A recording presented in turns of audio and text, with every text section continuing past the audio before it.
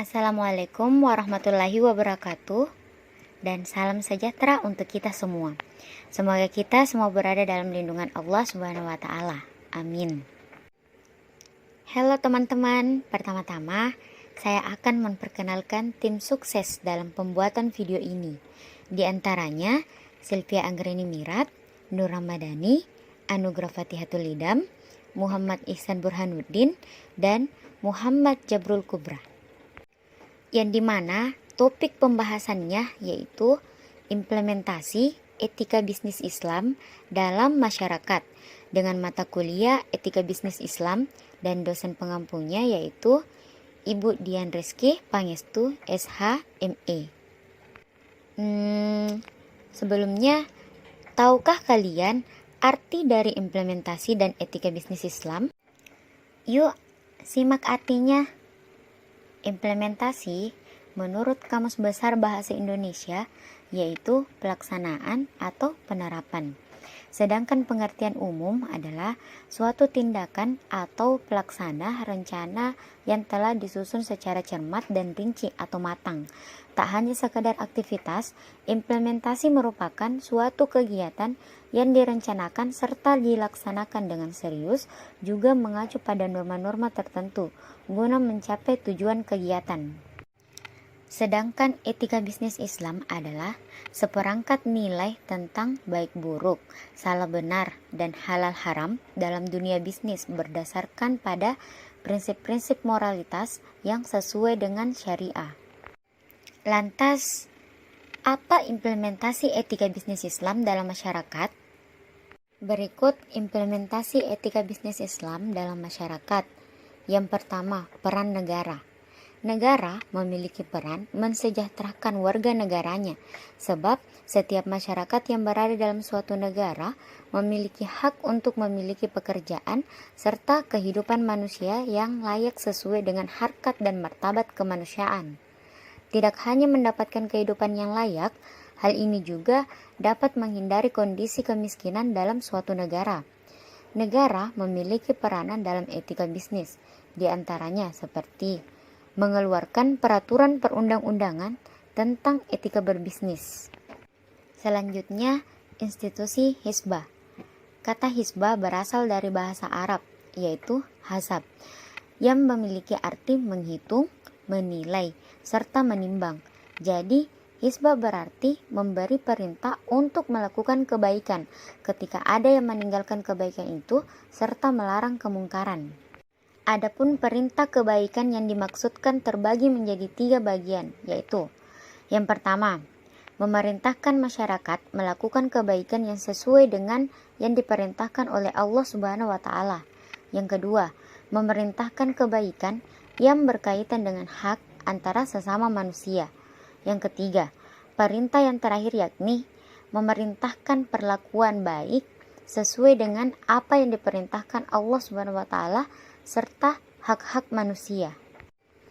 Selain ketiga perintah kebaikan yang telah disebutkan pada slide sebelumnya, juga terdapat 3 wewenang yang dimiliki oleh institusi Hizbah, yakni yang pertama, gugatan tentang kecurangan dalam menentukan jumlah timbangan.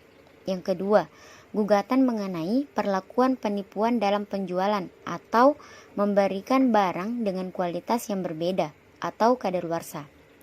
Yang ketiga, gugatan mengenai perlakuan dari pihak yang berhutang di mana ia tidak membayarkan hutangnya, padahal ia mampu untuk membayar hutang tersebut.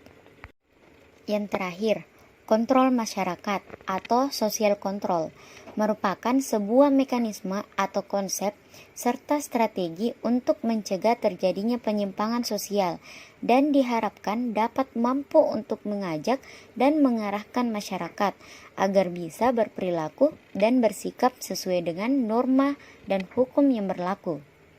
Dengan terciptanya kontrol masyarakat yang baik, diharapkan mampu untuk bekerja sama agar tidak terjadi penyimpangan pada masyarakat yang lain, serta dapat terhindar dari perilaku menyimpang dan membangkang. Karena dalam Islam sangat menekankan tindakan yang menjunjung moralitas, seperti terciptanya persaingan yang sehat, kejujuran, keterbukaan, dan keadilan. Dalam berbisnis pun, nilai-nilai yang disebutkan merupakan sebuah tanggung jawab bagi pelaku bisnis, terutama bagi seorang muslim. Nilai-nilai ini merupakan tindakan yang baik serta menjadi refleksi dari keimanan kepada Allah Subhanahu wa taala.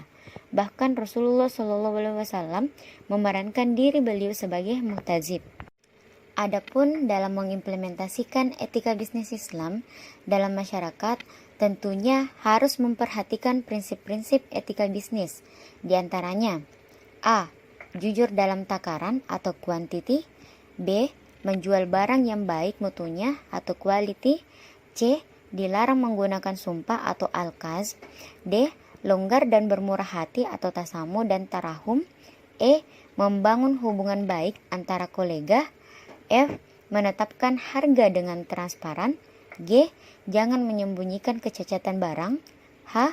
Larangan riba. I. Dianjurkan berzakat. J. Mencatat utang piutang.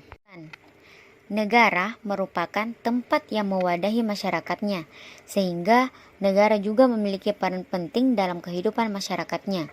Adapun peran yang dimaksud mencakup berbagai bidang, salah satunya dalam bidang perekonomian, terutama bisnis atau usaha. Negara memiliki peranan yang penting dalam pelaksanaan bisnis yang didirikan di dalam negara itu sendiri. Salah satu peranan dari negara dalam bisnis yakni mengeluarkan peraturan perundang-undangan yang mengatur mengenai bisnis tersebut, di mana peraturan ini juga dapat dijadikan sebagai acuan etika berbisnis. Salah satu dari badan khusus yang didirikan oleh negara guna melaksanakan tugasnya yakni institusi Hizbah. Institusi Hizbah merupakan sebuah institusi yang bertugas mengawasi kemakmuran masyarakat, di mana institusi ini melakukan pengawasan terkait perbuatan yang dilakukan oleh masyarakat yang berkaitan dengan etika serta moral. Itulah tadi materi implementasi etika bisnis Islam dalam masyarakat dari kelompok kami, yaitu kelompok 6. Semoga materi tadi bermanfaat bagi kita semua. Mohon maaf bila ada salah kata, dan terima kasih telah menonton. Sekian dari kami. Wassalamualaikum warahmatullahi wabarakatuh.